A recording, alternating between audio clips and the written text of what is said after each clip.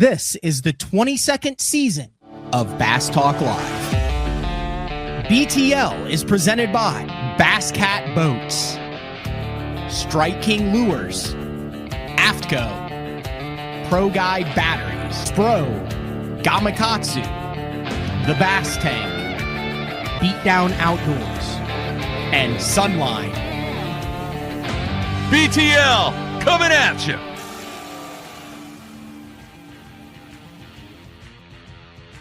Good morning and welcome to another exciting edition of BTL Bass Talk Live, where we are going to talk about bass fishing, one of the few weekends or weeks out of the year where we have both a Bassmaster Elite Series and MLF BPT taking place at the same time, and some familiar names at the top of the winner's circle. Jacob Wheeler gets, I believe, is his 11th BPT win, which is absolutely insane. They did OHIV and Brownwood. We'll talk about a little bit more in the later half of the show, but I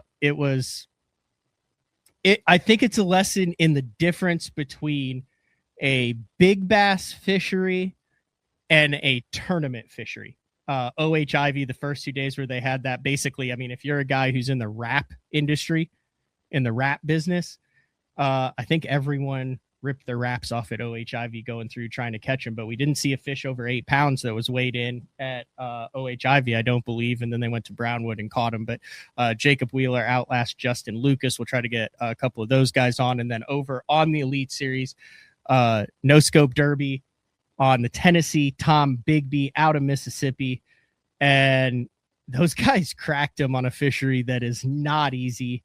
Jason Christie doing Jason Christie stuff, not having a very Jason Christie-like year, and then he goes out and flips and chatterbaits and uses his signature series spinnerbait and won by a couple of pounds. But there was some news that came through in the fishing industry last month, and it was the announcement from the Bass Fishing Hall of Fame, which, I'm on the board of directors there, and we talk, and every year they induct roughly 3 to 5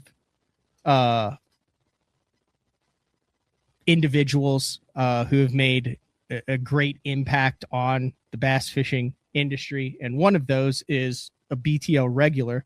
Had a lot of people at the Bassmaster Classic who came up and said, when are you going to have Rick Pierce back on the show? Love hearing from Rick, love talking to Rick. And I said, well, interestingly, Rick, who was recently announced as one of the 5 inductees in the 2026 class of the Hall of Fame, is planning on coming the show afterwards. So I shot him a message last week, and then we had all the tournaments go down, and I know Rick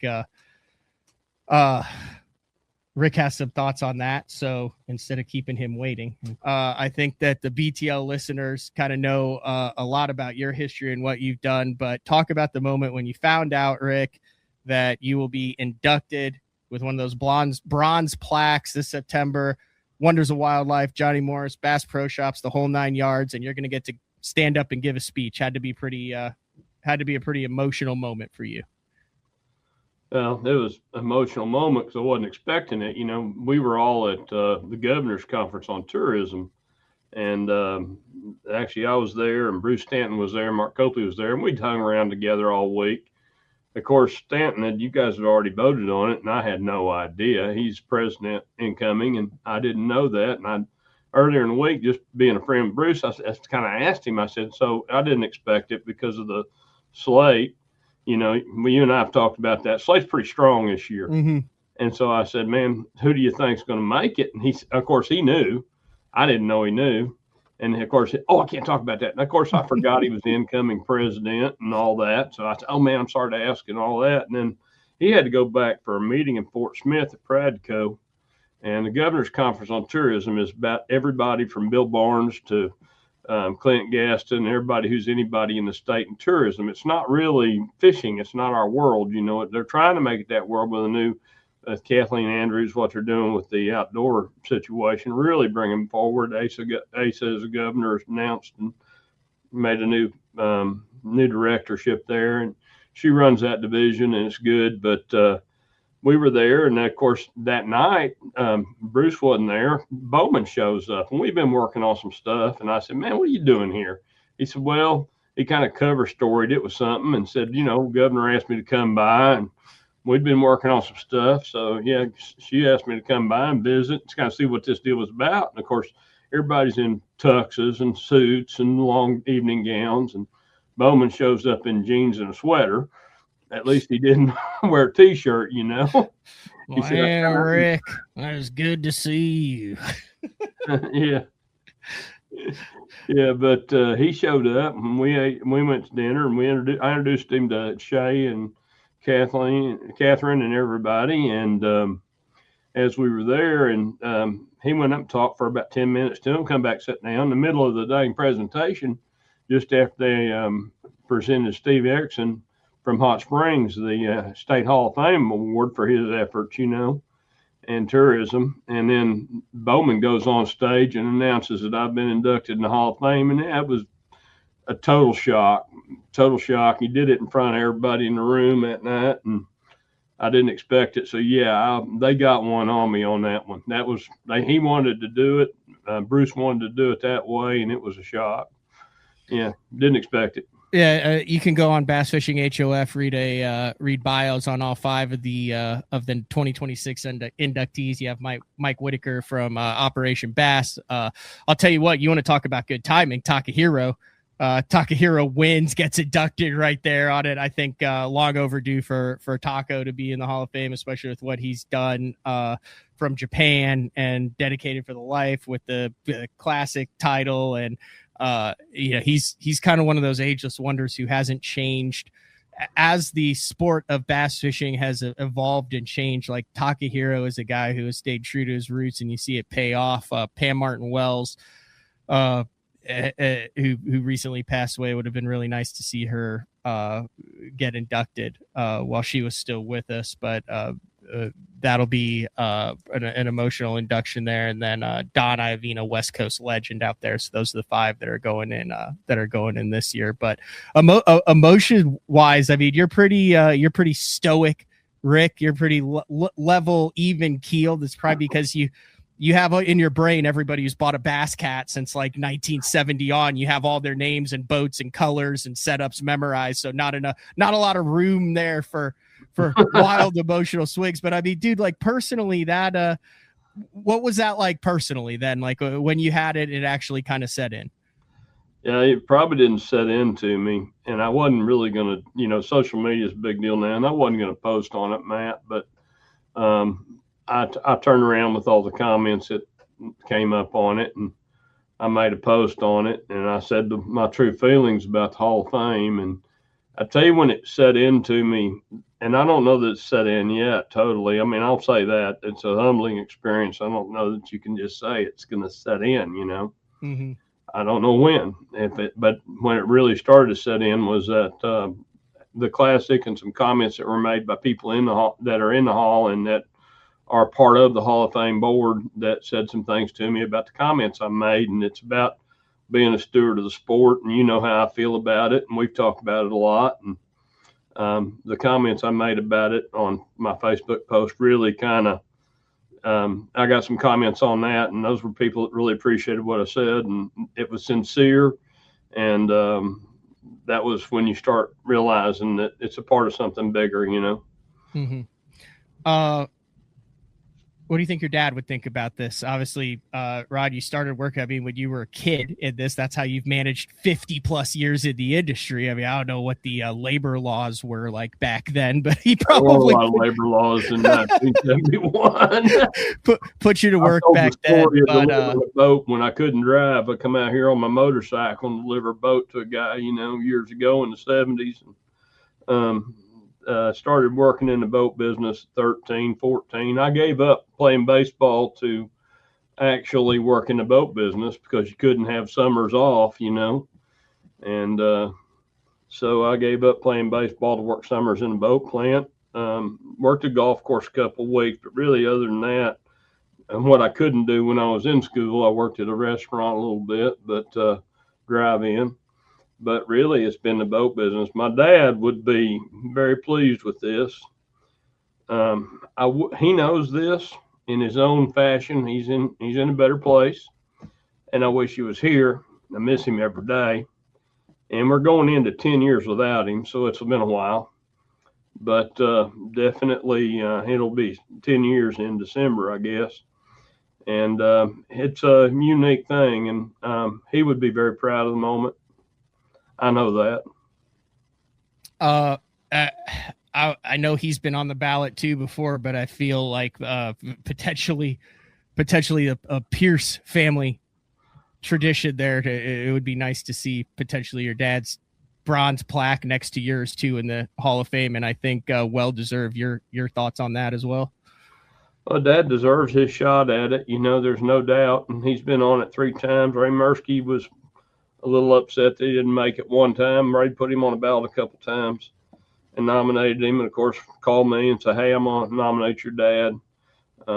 I know the process has changed a little over time, but basically I felt like he would get there. I know he was close, but no doubt about it, he deserves his shot at it too. And I think most people know that from the time of starting the company.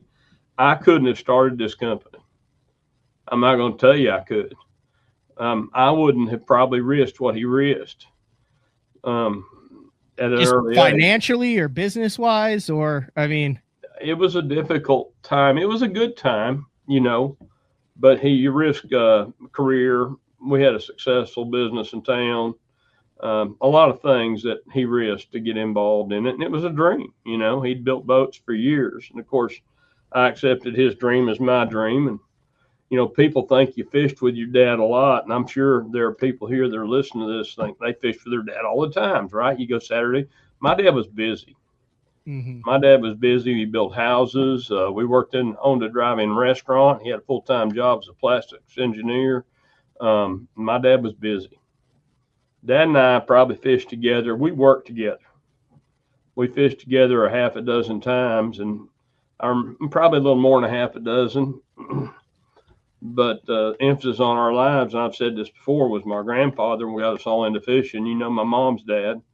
But Dad loved boats. I mean, he run boats when he was in high school and built boats and kit boats and the old runabout style race boats that they race today, and the small boats with the small motors, Class A, B runabout type deal. Is that your dad right there? That's Dad in the first boat, 1971. And I want to see the original power pole there hanging off the front.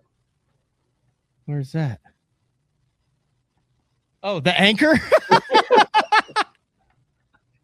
That's the anchor that had like the automatic thing that you could wind it up? Those were crank ups, man. We didn't have the automatics.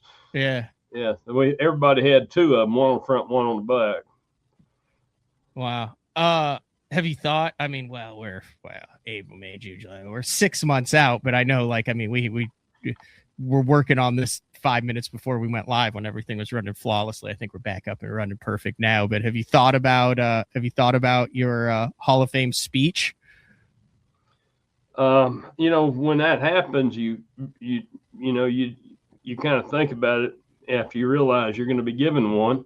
Because I've been there many times. We've been to the first and been to the second and been to many afterwards. When you make the first or second, you truly believe you're part of the sport, going back and watching Mark Davis get inducted years ago, and watching Tommy Martin get inducted years ago, and so many people that we know that, you're going to have to give a speech. I called Barb, or Barb called me when this happened and wanted a picture, and so we provided a picture. But I said, just how many tables did Skeet have? And she said 5 or 6. I don't remember. Yeah, a lot of people there. Yeah, and I said, well, call Skeet, tell him I want 9 tables, and tell him that I got to top him, and say, and she said, you're going to talk for 45 minutes too. I said, no, I'm going to talk for an hour and 15 minutes, but I won't embarrass you. Yeah, Skeet was something else. Like, Skeet was one of those that I thought it was interesting. Like, Skeet's Hall of Fame induction and speech is a perfect reason as to why Skeet Reese is in the Hall of Fame, because he did things his way. He bucked tradition. He beat the odds. And I thought there was no other way for Skeet to go in than that, because if he had stuck to his exact 15 minutes and exactly what he was supposed to say and how he would never have been in the Hall of Fame because everything going back early in his career, there's no reason for him to be there. It's him, his personality, his belief in himself and all that allowed him to even get to that level. So I thought it was perfect. He did it. He did his way. You know, he did it from the cuff, and that was a little different for a Skeet because he's usually more organized than what he was that night. But I think he was in the moment pretty bad. And that's good because I'm sure it's going to be an overwhelming experience for anyone. Like I said, I don't think any of us know till we're there, you know. Mm-hmm. You're at the Classic, Rick. I had this conversation with a number of people, including some people that I were shocked that noticed, but did. The last couple of times I've had you on, I've told that story numerous times at the Bassmaster Open when we were walking up at Sam Rayburn a couple years ago, and you said, look at all these young kids around and kind of the growth of sport, walking around the Classic Expo. You were that. I don't think you can't help but notice how many 14 to 22-year-old kids were walking around. Is that something that you definitely noticed? You've been to a lot more classics, a lot more classic expos than I have. Does there seem to be a youth movement with Bassmaster right now? I'll tell you what, Matt, you go back to, this is going to be different because I'm going to go back. Okay. I'm going to go back to before the ESPN purchase of Bass. Okay. So you're talking the Helen Sevier days. Even the Ray Scott days, but Ray really Scott, okay. The Helen Sevier days. Helen really opened Bassmaster up after her acquisition of Bass, okay, with her group. And so when she did that, we're going to give Helen some credit here. Bass tried to open up in '85, but they really opened up in the post-Helen world. And when they did, Helen was, you got to give Helen a lot of credit. There's more she deserves more than people realize. So Helen opened up, and what she did, she allowed us to have more involvement in the outdoor show. And when she opened those outdoor shows up in the pre-2000 era, the world was different. You would have people that booked a week vacation to come to a classic in the summertime. I'm a big proponent for a summer classic. I think the season should be over. We shouldn't play the Super Bowl in the middle of the season, and we do. I think we need to get back on a different playing field. We either need to start after the Classic, but I think having one in June, July, August gives us a chance to give the sport an icon to celebrate, whether it's a Dylan Nutt or an Easton Fothergill or a Jason Christie that's a little more older person in the sport. But they deserve the time to enjoy the moment, to appreciate the moment, for people to appreciate the moment. Really, we come out of a Classic, we go right into Tom Bigby, man. Yeah. Almost no time for these guys to get anything from it, do anything with it. And I know they're going to try to because they've got a guarantee in the Classic next year. But that's like taking Dale Earnhardt out of the Daytona 500 and saying, oh, you don't have to compete this year because you're automatically in. No, let's get their head back in the game, you know. Mm-hmm. And so that's unfair to everyone that has a great Classic. So that's where I'm at. But in those days, those vacations, we saw more kids at those Classics, than we see today. Really? Yes. Because they just weren't in school. They weren't in school. More families, more people coming. And so I think that we forget how good those Classics were that people could enjoy. Another thing I've been a proponent for is the Thursday night Lifetime banquet. They would not have a banquet. They had a social hour for like 2 hours. Instead of opening an hour early, we had an evening before. Really think that was good for the sport. Really think it was good for growth. Mm-hmm. They would open it up just to Lifetime members and Federation members to some degree. It went both ways. Sometimes it was just Lifetime, sometimes, but it gave us time because we don't get to see the Classic either. You know, I can't see a Classic. I don't see any of the. You see the Bass Cat booth, the Bass Cat floor plan down there. I walked by like 5 times, and you were chatting for a week. Yep. Yeah, all weekend I could literally stand in a 3-foot square, and so you know that's hard, and so it gives us a chance to kind of make the rounds, get to shake hands, get to know everybody, and it required the anglers to show up. So that's a little different view of it, but I think it's good for the sport. So now going back to your question directly, No, it was great seeing kids run around the classic, seeing youth run around the classic. And I told you 2 years ago at Rayburn, Yep. actually, I said, look around you. And you, of course, you and I had a conversation online before that, and you realized you were 40 years old. And and then you look at the kids coming around us, and I said, oh man, they're all kids. And that was your response. They're all kids. I said, yeah. And then this year I asked you the same question. What was your response? That's pretty much the same thing. No, you said this. They're even younger. Oh yeah, I did. 100% did. Yeah, and they're they were even younger. And but then like we saw a Pig South. I told Mark Suchan a couple of years ago, I said, look around you. And he's looked around and he said, do you think it's going to be like this as youngsters involved in the sport? And I said, just wait 2 years, Mark. I said, what? Just wait 2 years. The crowd coming behind them is going to make them look younger. And he came up to me at one of the social events. He said, you were right. Of course, that was 2 years ago. I had no idea what I was right about. Mm-hmm. And I said, I was right. He said, yeah, you were right. They're younger. So let me ask this that just right off the bat, because this is the question that I get a lot. And I think about it too myself is, like I said, I'm 41 now, right? And typically you start out with the BFLs, you fish the club stuff, you have your family, you get your job, you make smart financial decisions. Now you have disposable income, you're established. That allows you to have a boat payment, that allows you to fish some tournaments. But it takes a while, Rick, just in life to get set up to where you can do that. My question then is, we're seeing obviously an influx of youth. Where is how and everything's getting more and more expensive, right? So we've seen, guys that are dropping out of college, or guys that are just out of college, or guys who aren't going to college, or that 18, 19, 20, 21, 22, 23, I'll even go up to 24 or 25. As someone who's in the industry, I mean, you get a rigged out bass cat, you put the electronics on it, you're six figures now. You can't. You're above six figures. Above, yeah, you're in six figures easily. How? I'm trying to word how this question is that I'm having, but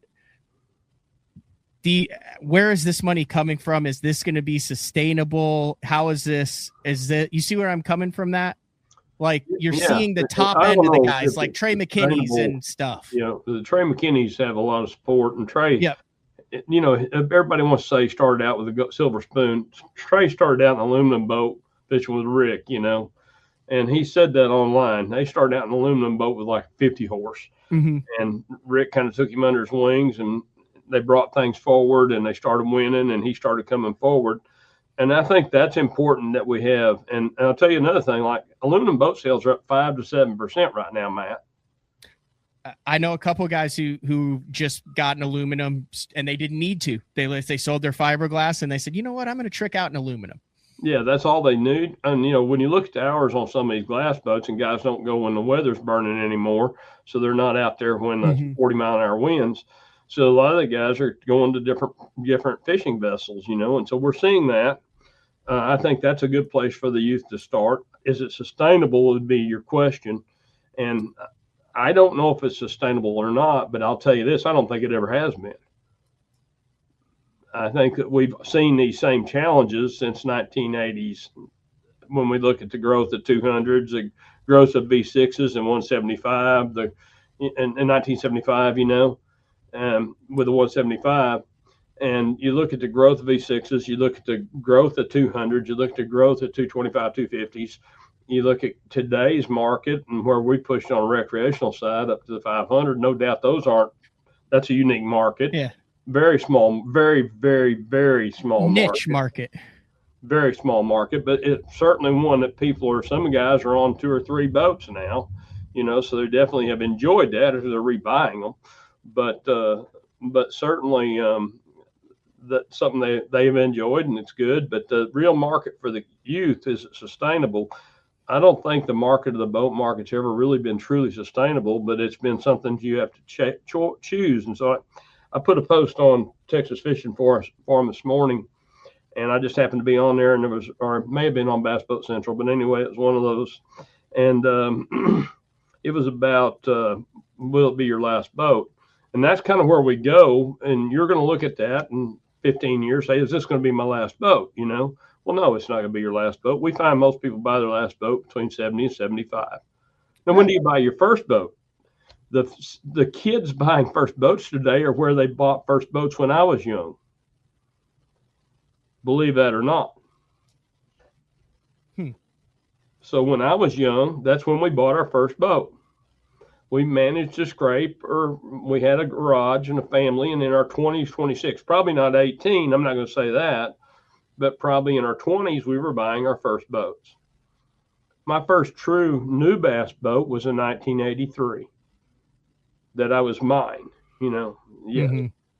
So, I was in my mid-20s, low to mid-20s, and I bought an 83 with a 115, 1600 V. All I needed, run like a Hank, to believe it or not.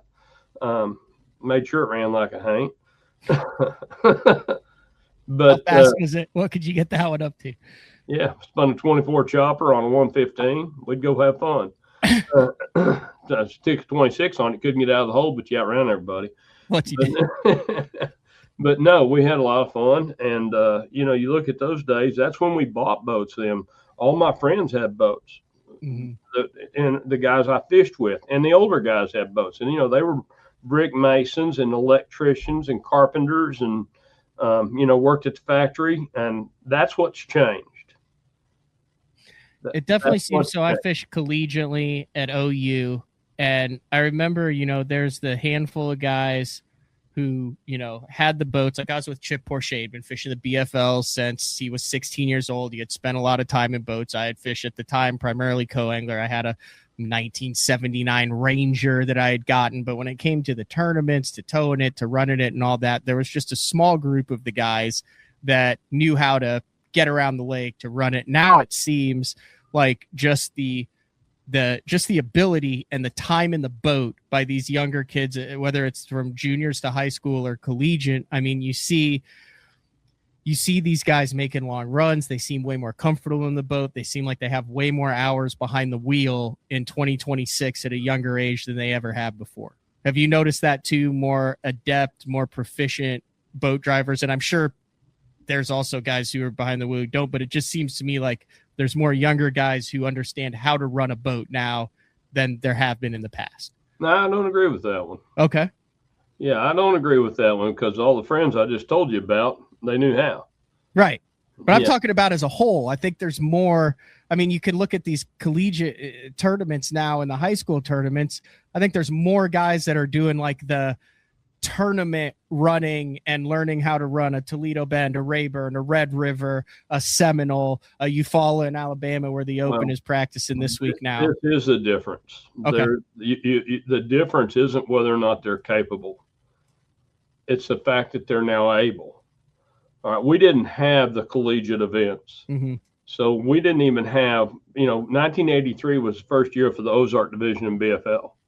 So when I started in 82 actually, because I couldn't take my boat because I didn't have one yet. I was using a factory boat. And so I used an 1800 V with a 150 at the first event at Greer's Ferry. And so before I got my own personal boat, And so anyway, when you look at from that standpoint, we didn't have the ability to spread the country like y'all did when you started into college. So there was no reason for me to learn Toledo Bend because I wasn't trying to be a pro yet. I was trying to be a federation angler. To this day, I've been a registered agent for the Arkansas Bass Federation for decades. Ever since I was an officer, and I was the youngest guy in the field. Now we're going to have to change that because I'm not the youngest guy in the field anymore. Mm-hmm. So after 40 years, plus years, they're going to have to find somebody else to take that agency. But the point is that this was different then. Okay. So the only reason you learned Dardanelle from end to end is you went there to fish. We didn't go there. We didn't go to Eufaula. We didn't go to Toledo Bend. We didn't go unless we had a regional, Most of the regionals were at that time in the federation level in this area. Mm-hmm. So the college kids have a reason, and they start young, and they travel. Even high school kids going to Santee. High school kids going to Harris Chain, high school kids going I'll get a call on one saying, hey, we got this little event in Tennessee last year. Have you ever been there? And I said, no, I've never been there, but I know somebody who has. And this is a little out of the way place. They had 150, 60 boat high school tournament on, and a little out of the way place. And they had a big event there. And I'd never been there. I knew about it, but I'd never been there. So I hooked him up with somebody that could help them find their way around, And so they learned things at high school and college that we had no ability to unless we just happened to be there, Yeah, so that's what the difference is today. That these kids coming out of college or even high school today are so much more prepared than we were at 30. Or 41. Or 41. Most, if you look in your hometown there, Norman, Oklahoma, I don't care where you look around, whatever little bass club around, what do you got to fish in Oklahoma City? You know what you got to fish. Yeah. Go ahead and tell the folks. What can you Thunderbird, Draper, Shawnee, Twin. You can make a little bit of drive and hit like Eufaula, Fort Gibson, the river. You can't do that in, Eufaula's 2 hours. Yeah. Fort Gibson's 2 hours. Yeah. Texoma's the closest thing to you. It's about the same. I mean, just in the center, we got Shawnee, Twin, we got Draper, we got Thunderbird, Okemah, Kanawha, bunch of little lakes. And so what you got, that's what people would fish. Yep. That's what they would fish. They would fish those, and they would stay home, and they would fish, Greer's Ferry, Ouachita. Anything over 45 minutes from Little Rock, they were pretty much done. They didn't go that far. Yeah, no, that's true. I mean, when I was 13, 14, fishing in the Assumption Bass Club, I mean, they would go down to Southern Illinois, which was a 2.5 hour drive. And that was the big one down to Lake of Egypt. And everybody would get a hotel room and we'd practice. And it was like our big trip. And it was 2.5 hours away. Otherwise, it was Clinton, Shelbyville, Taylorville, and Lake Decatur. That's the way we all grew up 50 years ago, 40 years ago. And so now today, these kids are coming out with such a skill set that, I mean, that's what everyone underestimates. Are they that good? I think they're proving now they're that good. Are they good with forward facing becomes the question. And I know we don't want to get down that road, but I think we have to be fair to the older class. But also, Joe Montana, Dad and I were sitting watching a football game many, many years ago, and Joe Montana was playing. And Dad looks up and says, man, he's getting old. He needs to retire. And I said, Dad, he's my age. He's not your age. I said, yeah, he's my age. He's like 2 years older than me, Dad. Joe Montana's a couple of years older than me. And so you look up and Joe Montana's been gone. These kids coming in don't even know who Joe Montana is. And so you come in and you look at this. We have the same thing here. And that is that we need to be fair to the older anglers able to compete. But as you compete, youth becomes a part of any athletic sport. We've always challenged whether this is a sport or is it a vocation? Is it a career? Is competitive activity? Is it a competitive activity? What is it? Is it a hobby? Mm-hmm. And so the IRS has made a lot of rulings on that go both ways. But the point is, what is it? And so in looking at that, if youth is going to take part and athleticism is going to take part, then youth is going to take part. And so is conditioning. Somebody like Zach Burge, who spends all of his free time when he's home working in the gym, mm-hmm. Does he do that for himself? Yes. Does he do it for competition? I'll be honest, I didn't ride the bike this morning, but usually I do ride the bike a few miles in the morning. And so, that's one of those things that conditioning comes into play for these youngsters also. What's able to happen is they don't have to condition because they're young.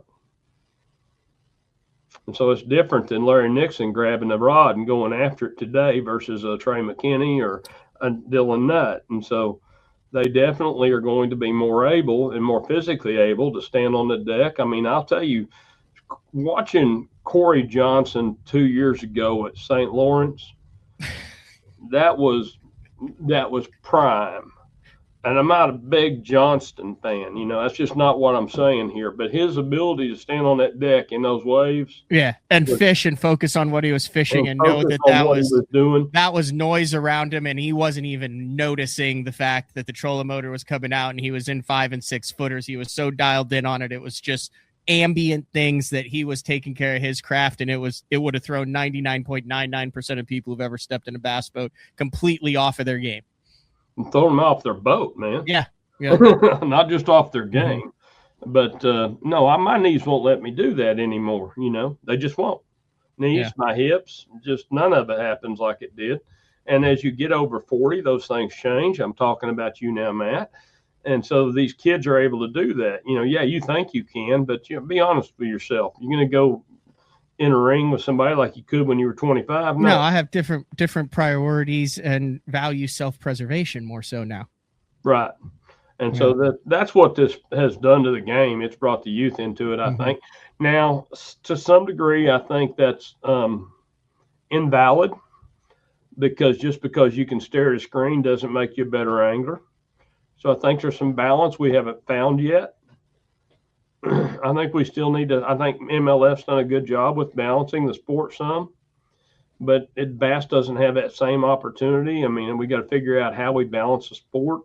So you don't think the split is balanced, where you have half of them that are scope and half of them without scope? Because I could make the argument that Drew Gill sat across from me and said the fact that they can only scope for one period makes it more lethal. Points half of the year and pick your battle. I see what you're saying. I see what you're saying there. Yeah, just give points half the year, and I don't have to pay my money to go fish against Drew Gill, because next week we're going to Todd Bigbie. I'm going to pay for that event. You'd really just take them out of the game, and it should be everybody's game. I'm not disagreeing that it shouldn't play a role in it, no different than something you brought up a while ago. But no, and we never know what rabbit hole we're going to go down when we get on these things. Yeah, well, no, you've said a couple things that I've had. God, I truly am kind of a nerd, Rick, when it comes to this. But it's also like, I've done it full time since I was 21 here. So, all right. So I have two things. These things are going to combine together based on what you just said. And I haven't talked about them on the show yet.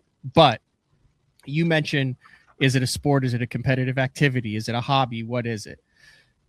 I don't think we give enough credit for how young the sport is. We walk around the Bassmaster Classic Expo and we still see guys who fished in the first Bassmaster Classic.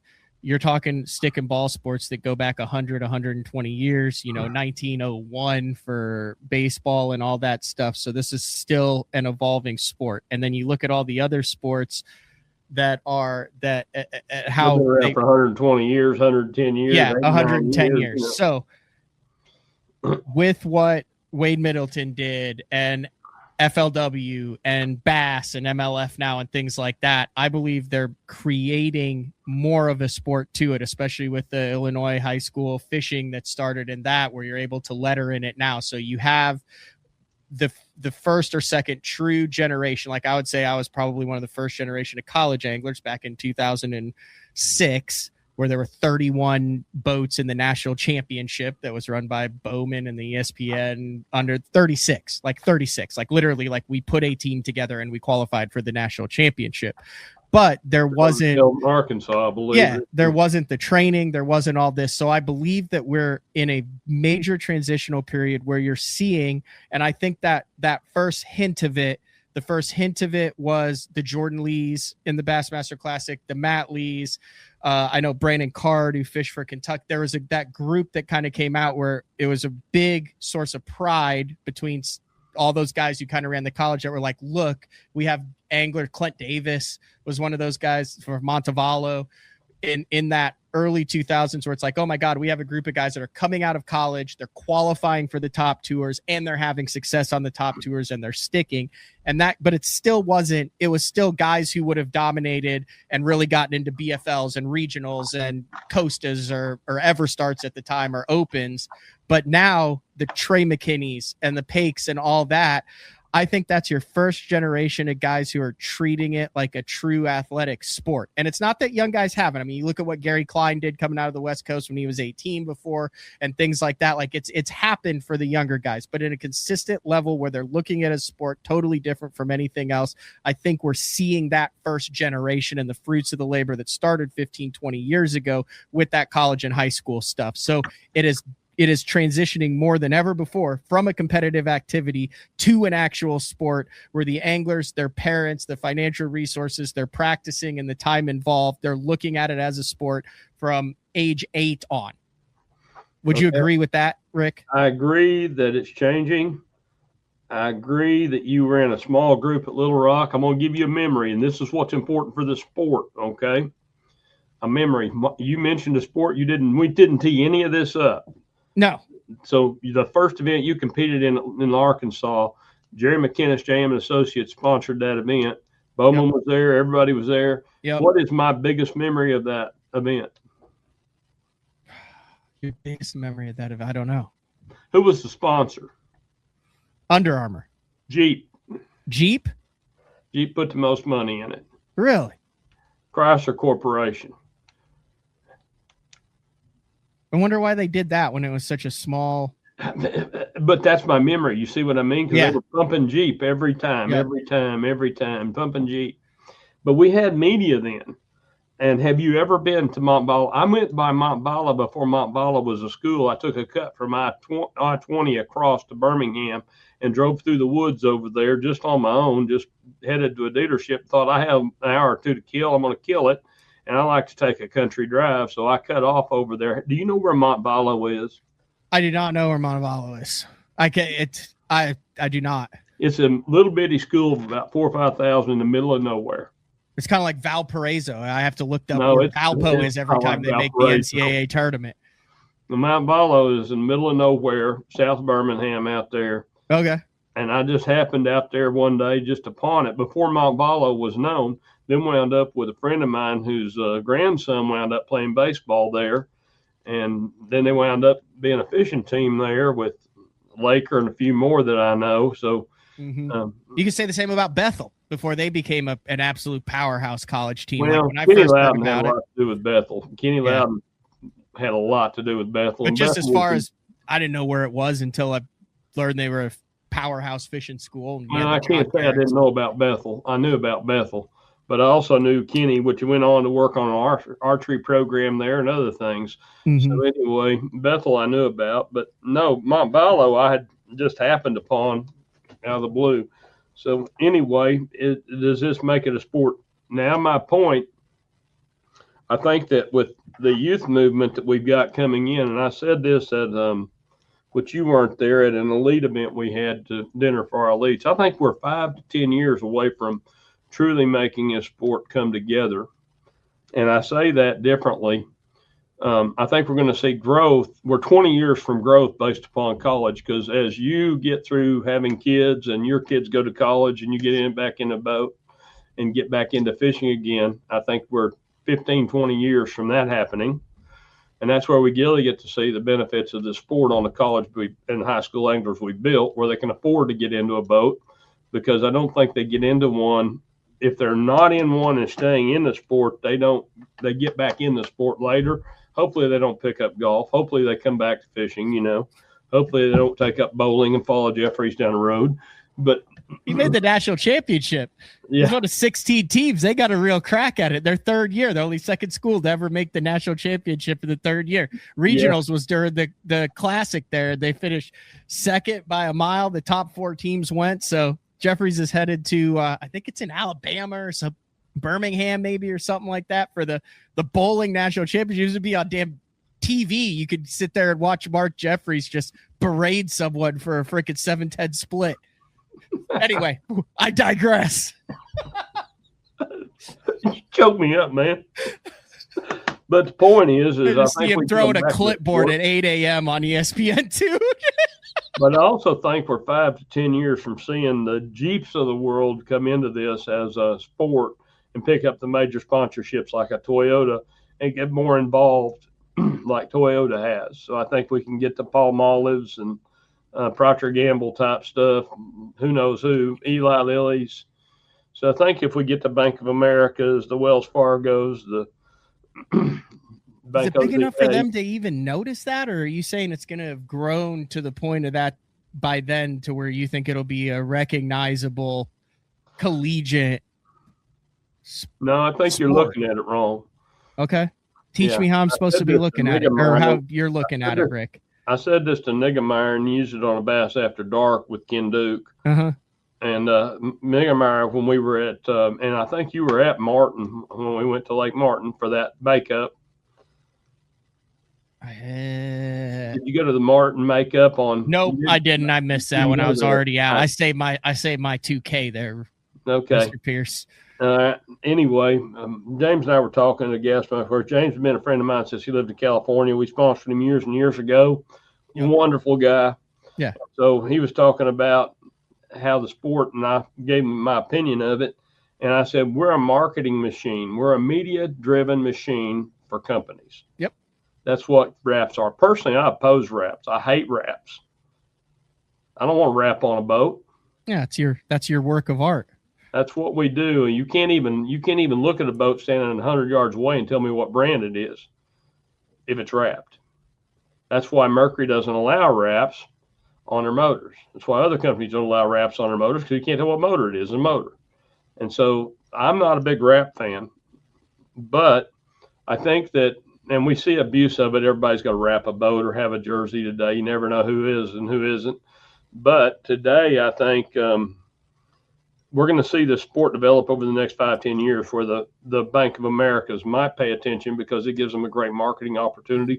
We get enough eyeball. I see what you're saying, because it's for lack of a better term, it's an expensive sport that requires money, that requires the things that you have to be associated with that to be able to afford it. I see what you're saying there. So you're saying not because there's a billion people that are watching it, but because the people who are in it need those resources to do it.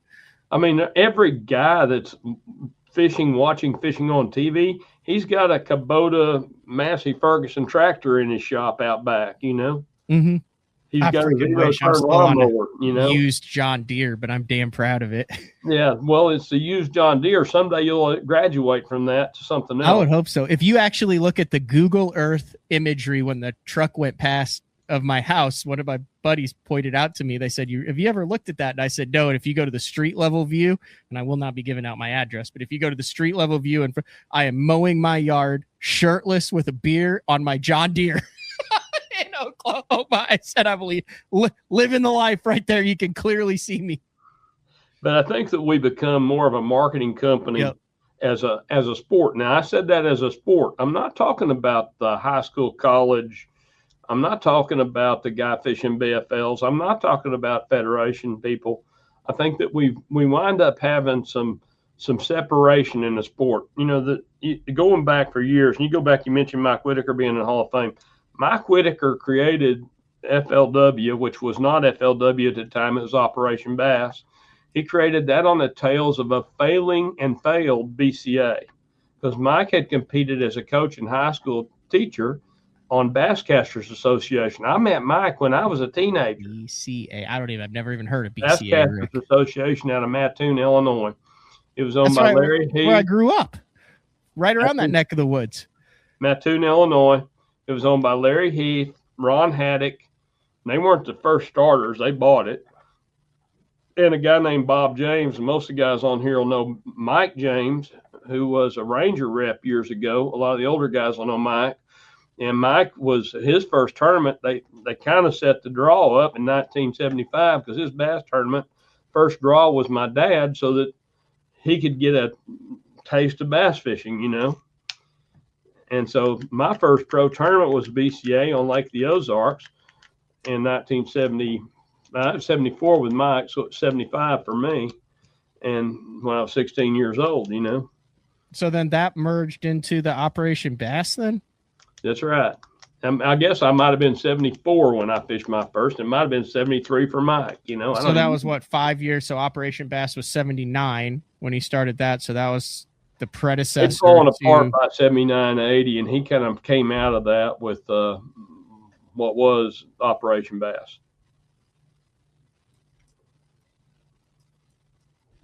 Did you freeze? No, I'm thinking of how I want to go this. So we talked about, you know, that's the whether it's a sport or not. But I just had this long conversation, and you mentioned this too. And I'm in the middle of I don't know which way to go on this. The key word here is generational generational overlap.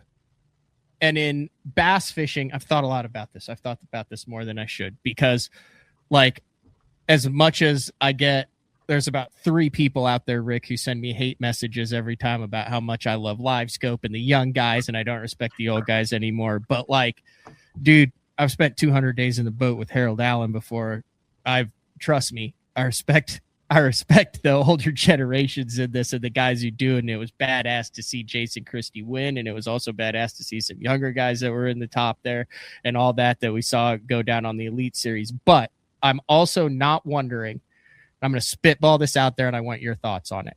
If a lot of the, what I would say, conflict or controversy in this, I'm going to call it a sport just for the sake of this conversation, Rick.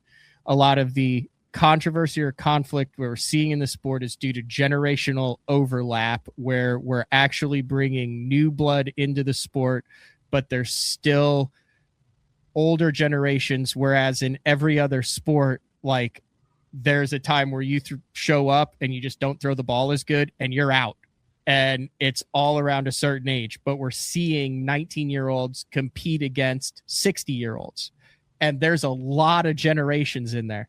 And the 60-year-olds can still catch them. I mean, Christie's over. Did I say probably Christie 50, was 50? 51. Yeah, I thought I said that, maybe 51. I don't know. I said Lowen was the oldest, so he's not the oldest. Yeah. Maybe he's 49. How old's Jason, you know? Yeah, but I'm just saying there's a massive difference between 19 and 51 years old.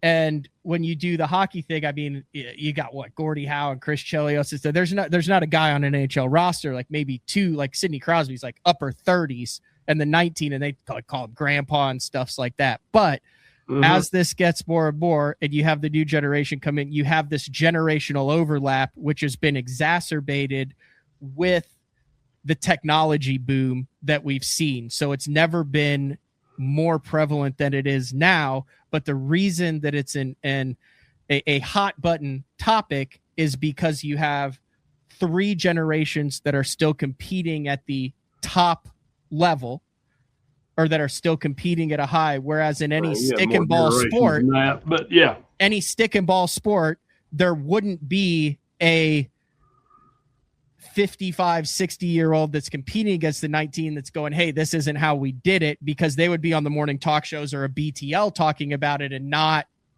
trying to work with the organization that's competing. Do you see where I'm going with that, Rick, to where this is the first kind of 5-year period where the generational overlap is noticeable to me in this sport? Well, we've got another thing you have to consider in that generational overlap, and that is the fact that we've had a few years we haven't had that growth in the sport. So when you look at that, the 30 to 50-year-olds, we didn't have as much, I'm going to say, population of youth in the sport, you know? And so that makes it ever so much dominant, because now you've got this explosion of youth that's come out with forward facing. And so forward facing definitely brought them forward. And then Trey McKinney's and Tucker Smith's and a few of them were competing without forward facing. There's no doubt, you know, but there's others that have used it to kind of springboard themselves into a career. And there's no doubt that's definitely put a youth mark on the sport. Is that generational overlap? It's difficult to compete. When you look at Rick Klein winning 2 in his 70s or 60s on St. John's, you know, and St. John's is a dandy place, but I love Rodman, man. Love Rodman Pool. But I've never fished there. Never fished on St. John's. Covered tournaments there, but never fished. Yeah, I love Rodman Pool. So here's one for you, Matt. I met Bobby Lane, Chris Lane's grandpa. His ramp at Rodman Pool. Oh, so they're like generational Florida hammers. You Him, bet. Arnie, Grandpa Chris. fished, and Chris or Bobby will tell you this. Did he sound like a Lane too? Was he like how much I liked Rodman, and they're telling me their grandpa loved Rodman. He fished there every day. So I used to go put in at Rodman, and I had met their grandfather. Didn't know it was their grandfather. Had a devil's horse on his cowling, I believe, of his engine painted on his cowling, because the only bait the man threw was a devil's horse. Was he like, hey, Rick? Do you have a gold chain? No, he was a grandpa. You gotta tell me. You realize he's probably a little older than my dad at the time, you know. Yeah. But definitely not quite my grandfather's age. But you know, you look at this generational sport, that's what we brought in the game. How's that? All right. Like it. And so now what we've got is kids that their parents don't know anything about fishing. We sell starter boats to high school parents that they just want their child to go to college, and he wants to do this because he's not playing soccer. And quite honestly, I think the odds are pretty good for some of them if they're good at it. Mm-hmm. I mean, if they're committed to it and they're good at it, I think the odds are pretty good. And people are saying, will there be some chaff? You bet. There's going to be wheat and chaff. Always. There is in NASCAR. There is in everything. But I think we've came to a time where your name doesn't have to be Earnhardt to succeed in bass fishing. It doesn't have to be Hibden. It doesn't have to be Nixon. It doesn't have to be Martin. It doesn't have to be Brower. It's come to a point in time where all of those kids, of course, Guido and Dion are a rare one. They mm-hmm. came in and stayed. But the majority of the others, their sons might have came in, which Larry, I think, has daughters. I can't be fair. Got to be fair to Larry. But but anyway, when these kids come into the sport, they're coming in as generational anglers, and we don't have the Tiger Woods son, the John Daly son coming in that we have in golf and other sports. And so are they good at it? Yes. But some of these kids coming in now, they're really not hammers. Their parents weren't hammers. They're becoming hammers, you see. Mm-hmm. And so is Vegas Iaconelli at an advantage? Mike Iaconelli, it's only one of the few times I had him set pause for dang near 2 minutes on the phone one day when I told him that, because you don't get Mike to be quiet, you know that. And that is that I told him there's going to be a day when Vegas wants to compete. Of course, Vegas had it in him. Oh, yeah, he's definitely going to compete. Okay, so let me run this by you then. So we've kind of talked about the generational overlap. We talked about the sport out. So this is where it is. So when Hank Parker won his second classic and basically retired, for lack of a better term, from the tournament side of it, the competition side of it, like that was a big deal because no one at that age just quit fishing back then. Like, do you remember when he was hey? Yes, I did. Yes, they did. Really? Look at Bill Dance. How old was he when he stopped fishing tournaments? Pull it up. I mean, Bill was young. I'm afraid to touch the computer right now. I'm not going to lie, Rick. Yeah. Bill Dance was young. Okay. Yeah. I guess I just see it more of like the Grigsbys and the Nixons and the Browers. Bill Dance was the one that shocked the world when he quit. Hank didn't shock the world when he quit. He did what Bill did. Went over to the TV side. You got it. Okay. But the Grigsby, I'm going to forget people here when you start naming people on this but Grigsby's and Nixon's and Browers and Zell Rollins and Tommy Biffles, like to me, and maybe that's just because I am this generation, like those guys, very successful into their late 50s, into their 60s, potentially 7. Heck, half of them are all they're still fishing today. But then, if you look recently over the past years, you've got Ike, who's in his early 50s, who's announced that he's retiring. This is Alton Jones's last year. We saw Timmy Horton retire. We had Skeet Reset retired. Kevin Van Dam retired. To me, they have all made that decision. I know they're staying in the industry, but I'm just saying tournament fishing. It seems like that's a decade younger than the previous generation of them, the Grigsbys, the Nixons, the Browers, all those guys that kind of stayed with it. It seems like it's kind of transitioning to younger, more, not just doing it Rick Clunn style, but, they're staying in the industry. Skeet does the freaking rods. Kevin has a show and all that. With the exception of Jimmy and Roland, okay? And Roland and Jimmy stayed in the sport for years. And when I was a kid going to Bass Research banquets, being drug around and looking at boat shows, I met Jimmy Houston in the early 70s, flamboyant as he was.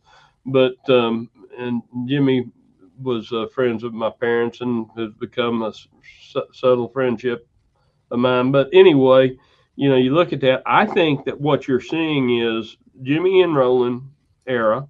Mm-hmm. But the era before Jimmy and Roland retired. In other words, Roland's been in it forever, but the guys Roland competed with, they quit too, Matt. Texas John Powell quit. Rayburn Waite didn't quit. He quit competing at a top level, but they quit fishing bass events, let's just say. Okay. And so those guys quit fishing at that top end level years ago. And there was a change. Now, Larry, Tommy, that group stayed. Okay. They're the ones, Rick Clunn even. And Rick's a mid 70s generational angler coming in. Okay. Those guys stayed and ended their careers at an old age. And Larry Little still competitive to this day, you know. But Tommy tries to be, but Tommy's in his 80s. And so these guys are still trying to compete today at some degree, and they're still having it in them. But the generation below them already quit a little bit, is what you're saying, you see? So you've got a generation between that has already quit. You know, you could say Denny quit. How's that? Denny's not. I feel like Denny retired because he did what he did. He made his money. He was smart with it. And he said, let's go build a house on Amistad, fish when we want to, and drink Busch Lights and reap the rewards of a long career of flipping and pitching. He still quit. You think he quit, not retired? Quitting and retiring can be the same. Yeah. I mean, so is Tommy Martin retired or did he quit? Tommy Martin didn't quit. He kind of retired away from tournament fishing. You see what I mean? Yeah. Yeah. And so Denny didn't quit fishing. Neither did Tommy Martin. Yeah. But the competitive side, Rick Clunn's a beast. And you know yourself, I've told you this before. I had a spreadsheet with Rick Clunn and Kevin Van Dam on it. And I'm going to probably mention that later. Not in this show, but at a later time. But I had a spreadsheet with them on it. And before I say anything else, I want to say I don't want to forget. I tremendously respect Hank Parker. I wasn't taking anything away from Hank. Yeah, no. That was just an example that I used 100%. But I think that when you look at where Rick and Kevin were, who's the best angler? No, they're incomparable because Rick started when he had kids, he had a job, and they're incomparable. You cannot compare the careers side by side because the risk of Kevin and the risk of Rick are totally different. Rick took his computer degree in his career. Down in Houston. Down in Houston, Lake Conroe. Oh, yeah, working for Exxon at the time, or Mobil. And so anyway, he took that, and they weren't the same company then. I don't remember whether it was Mobil or Exxon, pardon me. I think it was Exxon. But anyway, became Exxon Mobil. And so he quit and started, and I can remember Rick's 1970s glass-drawn boats when he started as a pro, you know, and looking at glass drawns and running Johnson motors and things that people forget about it, you know. And so then the era of the 80s brought forth a whole different dynamic. The John Halls, the John Torians, the John Deans, the Harold Ellens, and the whole scenario. Skeeter Boats built the first powerhouse team. And formerly, Ranger had a powerhouse team, and we had a powerhouse team. I mean, we had Rail Breckenridge, we had Tommy Martin, we had Basil Bacon, we had Lanny Burner, we had Jerry Crowell, you know, Yeah, Mark Davis? Not in the 70s. Yet? Okay. Yeah, not in the 70s. But in the 80s, we did sign up Mark. That was his first came out in mid-80s, 85, 6 when we put him in.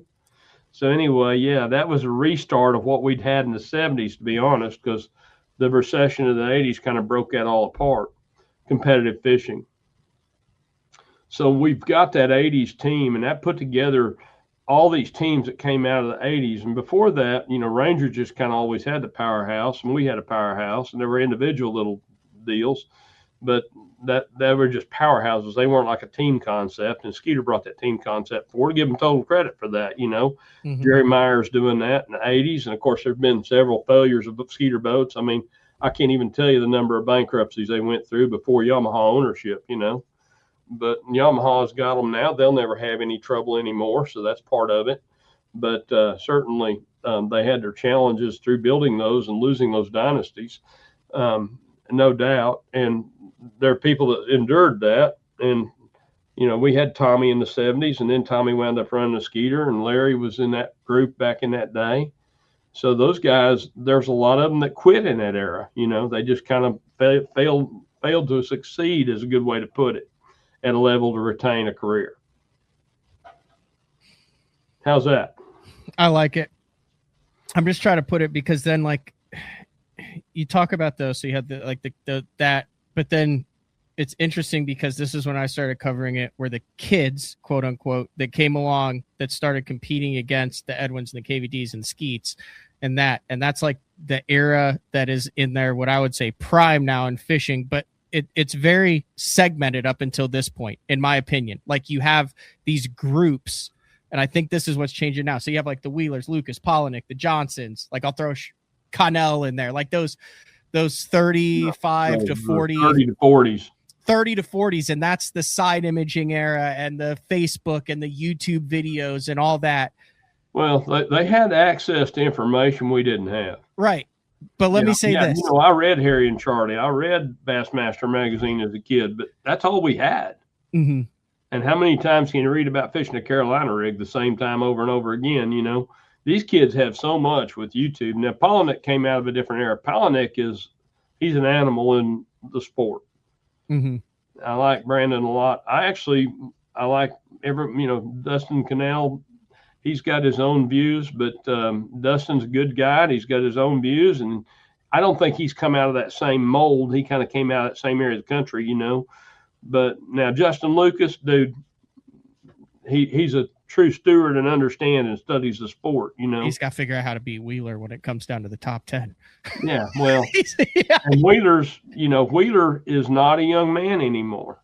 No, but he's still at his prime, but he's part of that group. What I'm saying is in my mind, I see like that group. I see the KVD group, the Brower, Grigsby, that group. I see the Roland group before that. But what I've seen over the past 3 to 5 years now is there's talent. It's not like a group of guys. It's like an influx of talent every single year on it. It's not like, oh, here's a little group of guys that like, I think they're all going to make it, because you would have gaps.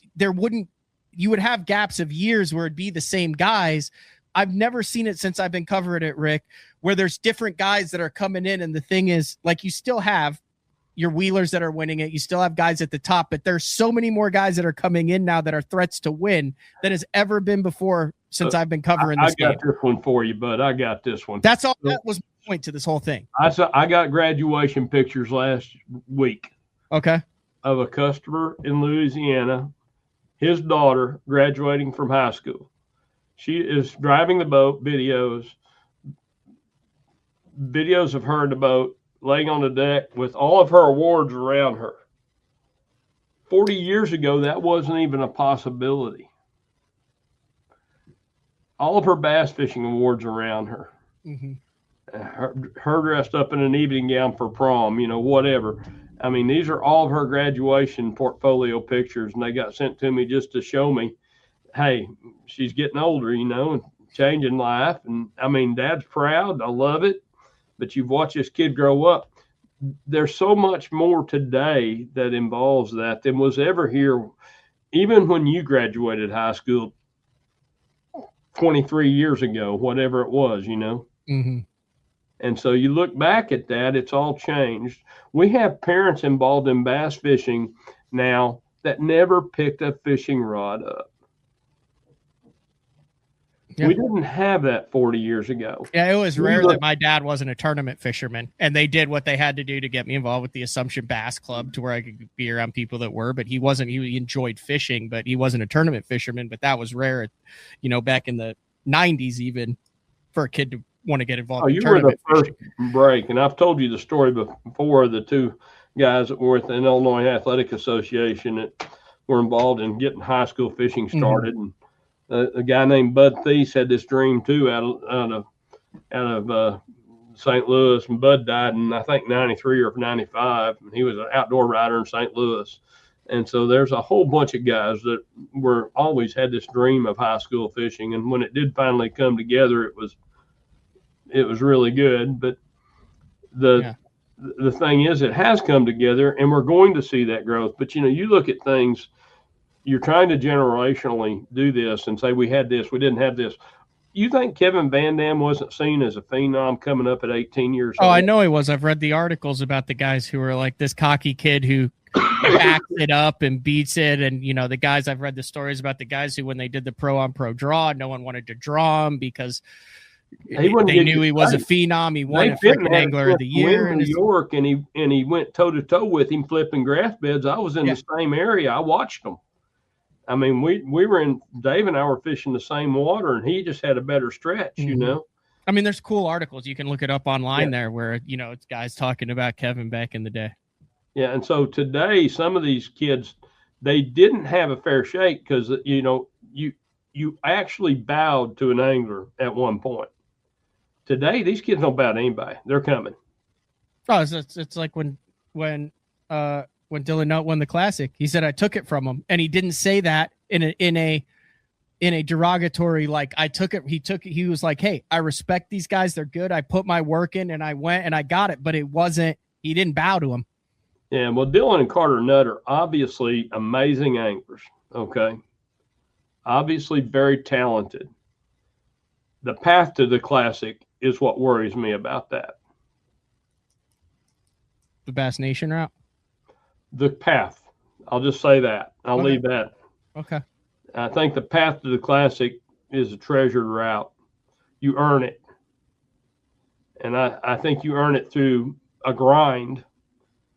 Yeah, that's fair. It's nothing like it used to be where you do your local for the club to qualify for the state team, then you qualify for your state team, then you work together as a state team, then you're top guy of the state team. I'm not trying to take anything away from No, Dylan I know. Carter. I'm fishing the regional in Champlain there. So I told Marty years ago, when they quit, and Marty, of course, yourself, is a very good friend of mine today. Yep. And he'll call me out of the blue and tell me something. He'll probably call me about this now. But he doesn't follow much bass fishing every day anymore. Does fish and does compete and does do well over there locally. I said, dude, now that you quit, I said, you ought to go qualify through the Federation. I've told that to a bunch of guys. I got one more thing I want to talk to you about, Rick, and then I'll let you go. I've really enjoyed our talk today. I had no idea where it was going to go. I did not know the gentleman well. He has worked on my boat. He's part of that service crew. I know that in the Bassmaster Opens on the Elite Series, you have Jerry that's out there with Bass Cat the Dude. I can't tell you how you have to deal with so much stuff, and Jerry's always got such a positive attitude, work with me, everything, but those guys are like a family over there. And this past week, one of the dudes is doing it. I mean, he's made a whole career out of it. He's a stalwart in it. Joby Smith unexpectedly passed away the week of the Tom Bigby, and you've probably seen, if you follow social media, a lot of guys on the Elite Series in professional fishing that talk about it. Those guys are truly the unsung heroes on it, part of the family for it, and a really unfortunate situation there. But a guy who you could even say the same like Lee with Skeeter back in the day and things like that, a guy who will leave a legacy in the sport for how he handled his business, how he worked on it, his ability, his talent level, how he treated everyone else there. Really sad deal with Joby. I know you probably knew him, worked with them over the years, but just one of those things that it's real life every once in a while, and you get a wake up call, Rick, as opposed to, well, this was a no scope event and this guy cut me off and stuff, and then real life happens and kind of jars us back to what's truly important in life, and that's the relationships, the contacts, how we treat each other, how we work, that type of thing, and the legacy that we leave. So I'll leave you with the last word on that, Rick. Well, I know you probably have something to say. I'll tell you something about Joby. And I remember when Roy Ridgell passed away at a Bass and Gal event. Well, years and years ago. Roy was a Mercury Tech, a friend of mine. But Joby is one of those that passed on the road. That's an unfortunate thing when you're away from family, but they are away from family a lot.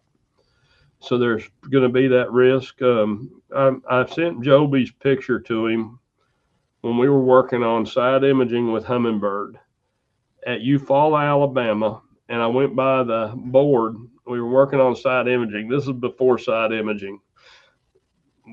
We were working with it down there with Gibson and the guys, and we were going over everything. And I went by the board, and there's the employee board with Joby's picture and his little pass. And it was his original pass to Eufaula on the wall. And he was, 18 years old or something. And I sent that to Joby that day. And so Joby Smith dying is a bad situation on the road. I prayed for his family, and difficult decision. There's probably some lack of closure for families in those situations. because they're not with them enough. And I think that's important. We all realize that those families are sacrificing more than the anglers realize, because these are the guys that are paid to go out there just to work on it, but they love it.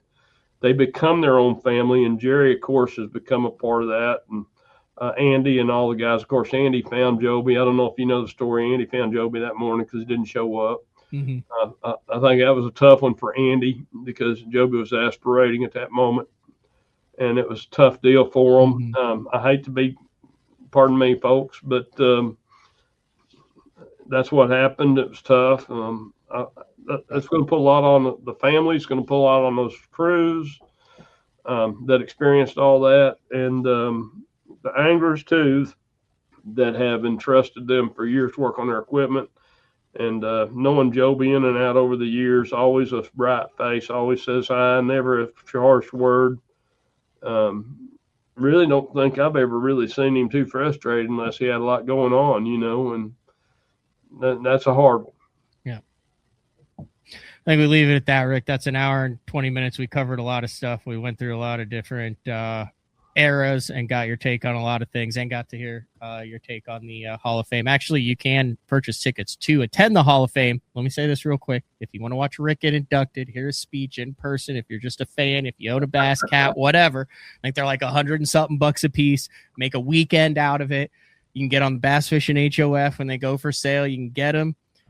Just if you're a fan of the sport, you can go, you can listen to Rick, you can take your wife, your kids, your family, you can walk through the wonders of wildlife.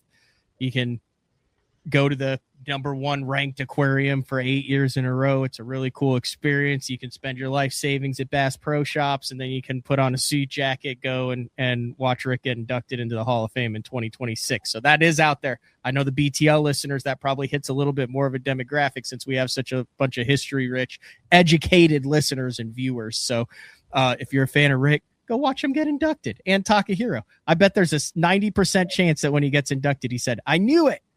I love Takahiro. All right, sorry, you're putting your finger up. You got the last word, Mr. No, I just had a thought. You go back to Hall of Fame. I'm going to give you the original teen angler, but you brought me up one question. I said Roy Ridge a while ago. It's one guy I wish I could ask to come be there.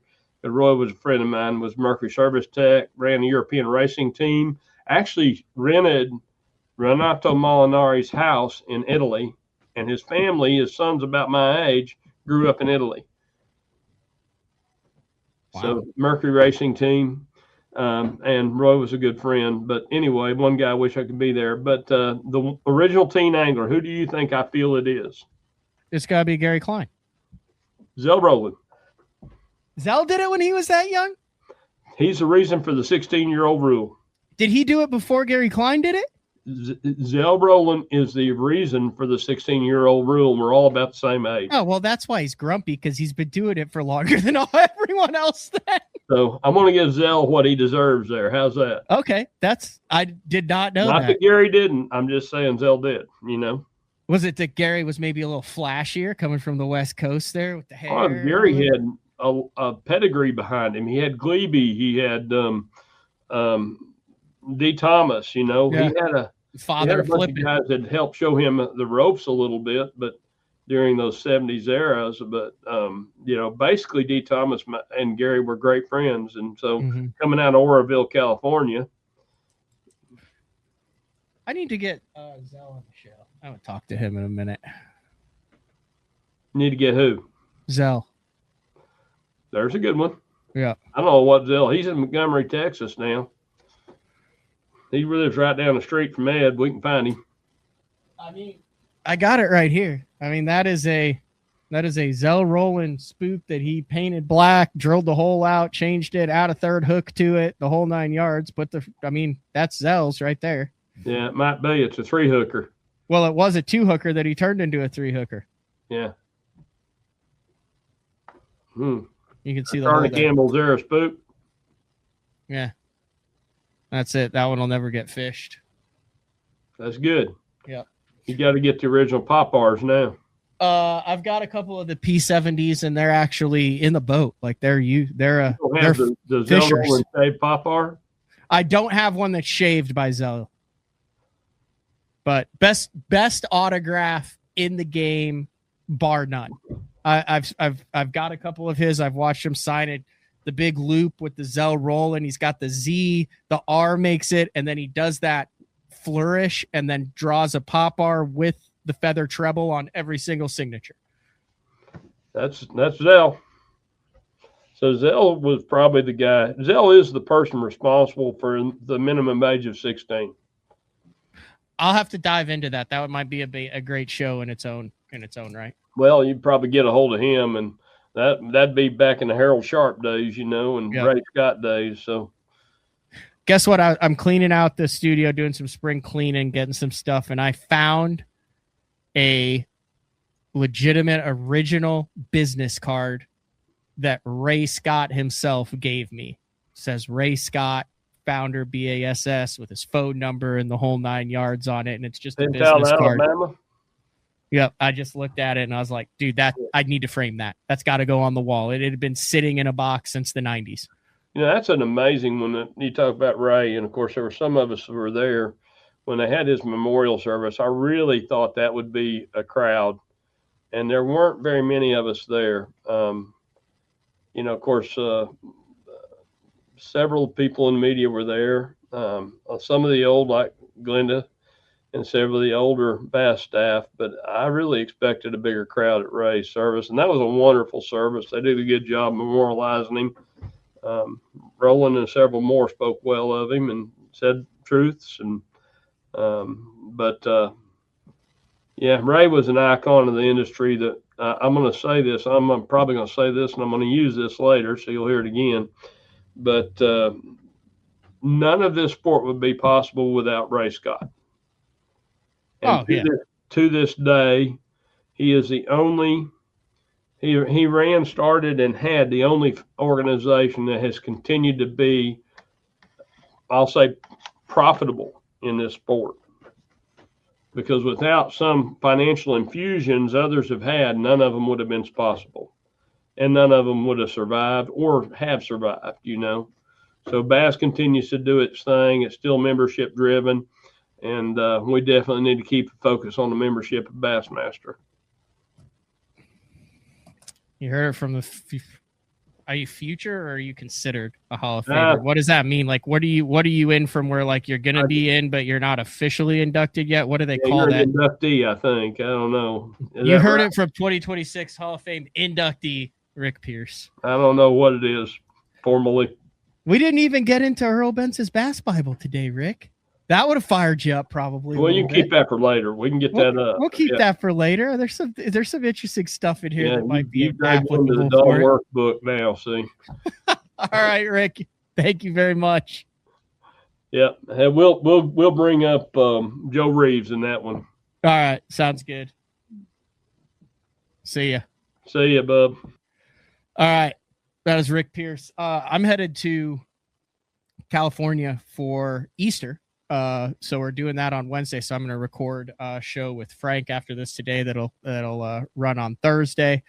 Some cool stuff headed up. I actually have Kyle Patrick staying at my house right now. So there is a chance that this evening or tomorrow morning, we have an in-studio show with Kyle Patrick after the Tom Bigby. So I got a chance to look at his rig out there with all of the live stuff and the Elon Musk stuff. And he's got computers and switchboards and all sorts of crazy stuff. I just sat there and walked around the boat for about a half hour last night. But big shout out to Rick Pierce.